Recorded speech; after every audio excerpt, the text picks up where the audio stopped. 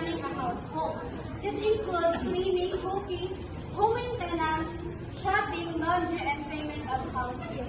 So yung housekeeping, ito yung mga ginagawa natin sa loob ng bahay. Kung paano tayo maglinis, sa magluto, and sa paano tayo mag-maintain ng kalinisan sa loob ng bahay. Yung mga ginagawa natin everyday, yan yung housekeeping. Housekeeping is the domestic housekeeping and the institutional housekeeping. So, yung domestic refers to housekeeping maintenance in a house. Yung means sa loob ito ng bahay na sa loob ng bahay ito ginagawa. Example na lang sa kusina, dining area, surrounding areas, and sa bedrooms. Yung sa institutional refers to the housekeeping maintenance for establishments. Like sa institutional naman, ito yung sa mga public areas, like yung mga restaurants, offices, and mga apartments. Next is the basic standards for an ideal housekeeping work. First is the cleanliness. So, dapat maintain natin yung kalinisan sa loob ng bahay at pati na rin sa labas. Para naman maka-avoid tayo ng mga example na lang yung mga langaw or dengue.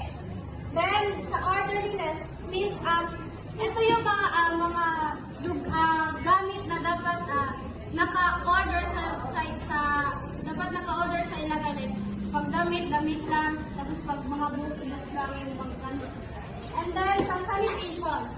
Sanitation means yung sa mga disinfectants or detergents. Fourth is the comfort. So, yung comfort means, ito yung area na comfortable tayo kung mag-stay. Example na lang doon sa sala, ganun. Comfortable tayo kung magkapay. Then sa eye appeal. Eye appeal means yung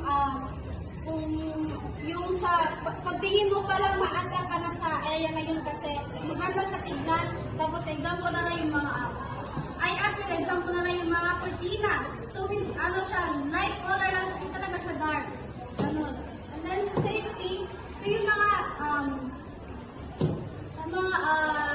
surroundings natin dapat safe. Example na lang sa dapat yung mga safety. Following safety rules and using protective equipment ensure a safe home environment.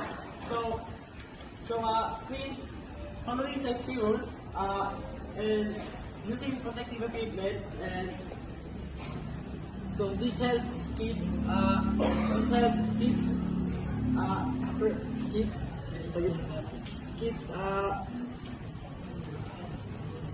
the home safe and prevent accidents. So, number 3 is efficiency. Using the right tools and proper methods help complete work efficiently.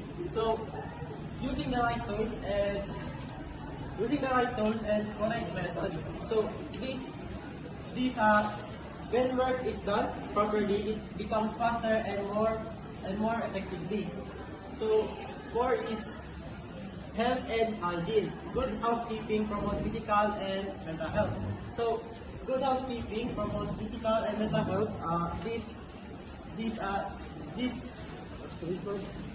So, a clean home makes people feel healthy and comfortable. So, lastly, proper use and store of tools. So, this principle teaches the correct use, cleaning, and storage of tools and equipment. So, this means using cleaning and storing tools correctly so they last longer and do not get damaged. So let's proceed to the tools, supplies, and materials used in housekeeping. Tools, supplies, and materials used in housekeeping help maintain cleanliness, safety, and order in the home by allowing household tasks to be done properly and efficiently. So, tools, supplies, and materials used in housekeeping, so they are essential because they help keep homes clean, safe, and organized by enabling household tasks to be carried out correctly and efficiently. So, these are the cleaning and sanitizing equipment. The vacuum cleaner used to remove carpet surfaces and upholstered furniture. So the second is carpet sweeper, used in picking up dirt from particles from the carpet. So the third is toilet bowl brush, used for cleaning toilet bowls. It is provided with plastic or wooden handle for ease in reaching hidden parts of the bowl. So the next is mop bucket cart or mop trolley. It is a wheel bucket that allows user to bring out or wet top without getting the hands dirty. So the next is carpet extractor. It is designed for dry foam, shampooing of carpets. It removes dirt that stick to or penetrates into the carpet layers. So the next is floor polisher, used in scrubbing and polishing hardcore surfaces and also vinyl wood parquet. So the next is metallate spirit, chemical used to polish all glass surfaces such as mirrors. The next is air freshener, used to spray guest rooms, comfort rooms, or any area. The next is insecticide, used to fumigate or eliminate insects and pests. So the next is the cleaning tools. So the cleaning tools, we have cleaning broom, used for sweeping the floor. Some made of hard materials can be used to remove cobwebs. The next is dusting tools, used to wipe or dust wooden and paint parts. So the next is dustpan, used to dust and can be swept from the floor. So next is the dusters. Dusters, sticks with the feathers, it is used for cleaning. So yung dusters, ginagamit siya sa mga window, pangtanggal ng mga dust. Next is the hamper. So for example ng hamper cart. A container can be made of plastic for holding and transporting clothing and household textiles, especially before and after laundry. So yung hamper cart, ginagamit siya sa mga mostly sa mga hotels. Squeegee are used to remove excessive water from the surface and corners. So yung squeegee, ginagamit siya sa mga mirrors, pangtanggal ng yung mga ng tubig. Next is the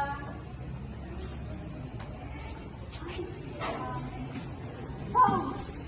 Yung tongs used for picking up dirt on the floor and cigarette butts from the ashtrays.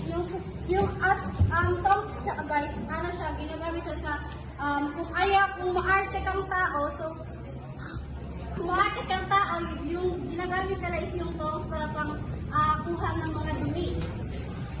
Sa sponge, used for cleaning the surfaces. So yung sponge, alam naman natin yan, yan siya, biro yan siya sa mga kitchen. Ginagamit yan siya sa paglinis ng mga plato, yung mga surface. Then, the trash handling equipment, used for lining garbage. Tools by the section housekeeping aid is some sort of conveyor whereby rubbish and other materials may be moved from various sections to a disposal area. Alam naman natin kung ano yung trash handling equipment, di ba may tayo dyan, trash bin sa labas. So dito na ilalagay yung mga basura. And also, dito siniseparate yung mga garbage, example, yung mga basura na pwede recycle, pwede siya i-reduce, gano'n. Lastly is the safety measure in doing household tasks. First is determine if you can carry a load comfortably. So dapat alam natin kung kaya pa nating kargahin yung mga mabibigat na bagay para iwas aksidente. Second is the ask for help if the load is too heavy or bulky for one person. Means bulky, ano yan siya kung number 2 means pag hingi ka ng tulong sa kapag hindi mo kayang kargahin yung mga mabibigat na bagay. Siyempre, diba? Next is the lift the load correctly. Dapat kung magbuhat tayo ng mga mabibigat na bagay, dapat aware din tayo sa mga ano yung mga ano dapat yung mga posisyon para iwas mga mabali yung mga ano ba yung mga posisyon.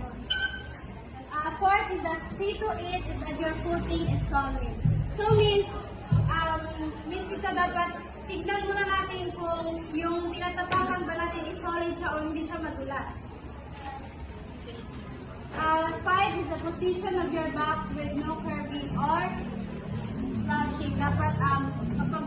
Dapat yung katawan natin is hindi dapat makuba tayo, hindi dapat tayo anong posisyon kung magkagatay ng gamit para iwas matunog or ma-slide ka mo. Six is your body must be at center over your feet. Dapat yung body mo dapat naka-center siya sa feet. Kundi yung magkaga ka na magamit is nakabitang-tang ka. Paanong position ba yan? 7, get a good grasp of the object and hold it close to you. So, meaning ng grasp, it means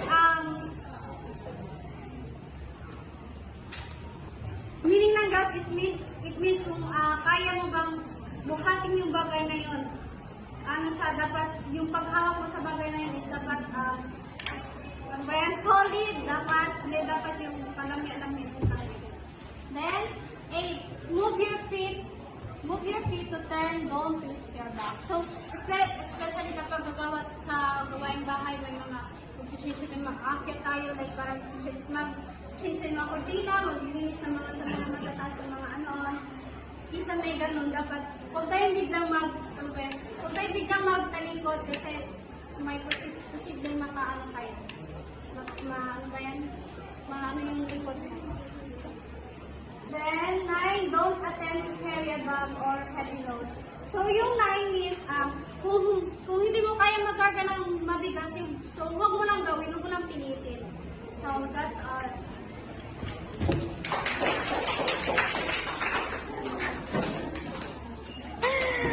Mga safety means, yung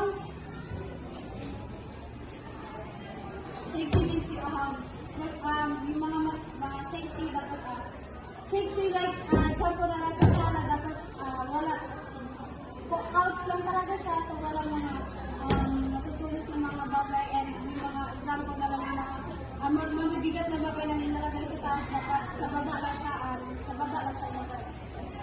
sa maintenance means maintain dapat yung kalinisan natin sa ating kapaligiran. Next is the recognizing tools, utensils, materials in housekeeping. So, the individual who manages the household is referred to as housekeeper. Effective and efficient housekeeping. So, it depends on the cleaning, equipment, tools, and supplies.